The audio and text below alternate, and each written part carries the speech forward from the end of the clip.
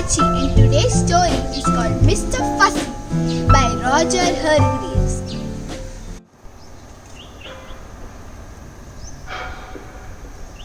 Mr. Fussy was in his perfect garden, straightening the grass.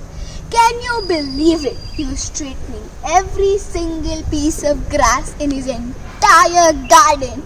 No wonder people called him Fussy Old Fusspot. He spent the entire morning straightening grass and finding pieces of dust where there couldn't possibly be dust because he spent the rest of his life doing the exact same thing, cleaning it. So he went in for his breakfast. He got a jar of marmalade. Ugh! He removed the orange pieces from the marmalade. Can you believe it?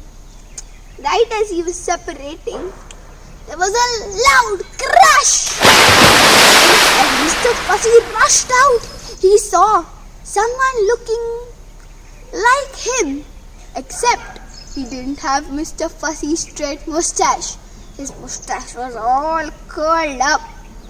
Didn't have Mr. Fussy's straight hair. It was all bouncy and all over his face. Who was this fellow? And what? He had Mr. Fussy's garden gate in his left hand. Also, a suitcase in his right hand. Hello, he said. Who are you? Mr. Fussy yelled. Well, my straight grass, Mr. Fussy yelled, as the other person picked himself up and said, I'm Mr. Clumsy, your brother from Australia. Don't you remember me? No, Mr. Fussy said and went down to straighten his grass. Oh dear me, how could they both be brothers? So Mr. Clumsy said, well, sorry about the garden gate and the grass, I guess. No. And he invited himself into Mr. Fussy's home. He pulled the door and it fell off its hinge and he trampled on a few beautiful flowers. They were arranged so well. Now they were bent and crooked. Oh God. So Mr. Fussy came in. And when he came in, he was so shocked. The armchair was upside down. The cushions were all over. The books were torn or on the floor somewhere. And Mr. Clumsy had only been in the house for 5 minutes. Thought Mr. Fussy as he began cleaning everything up. Later, they were both sitting in the living room. Mr. Clumsy in an odd sort of way, Mr. Fussy in a nice sort of way.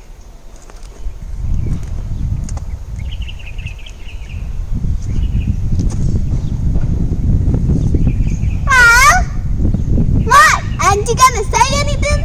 I've been away for so long. Mr. Fussy stroked his mustache. How long are you gonna be here? He asked.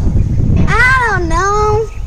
Couple of days, a week, a month, a few years. Who knows? Till then, we'll be best buds. No? Yes. No, thought Mr. Fussy, but he was far too polite to say it out loud. They went on to dinner and then he went to bed. The next morning, Mr. Fussy woke up and went to the bathroom to brush his teeth.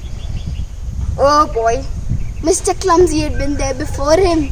The tube of toothpaste was empty and there were long toothpaste spilled all over the floor in circles. There were towels on the floor.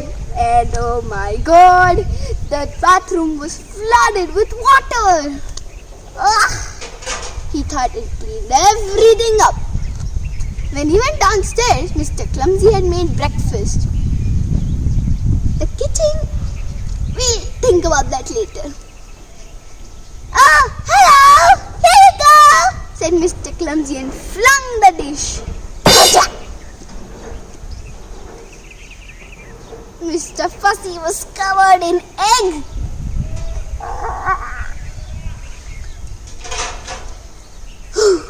So this went on and on and on. This was the state of his garden in only 2 weeks. Look what Mr. Clumsy had done. Finally, after 2 weeks, he left.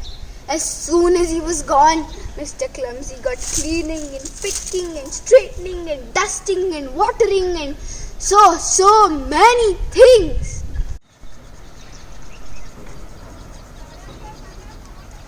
Mr. Fussy was busy in his garden, polishing the leaves. Woof! He had got it back to the good state again.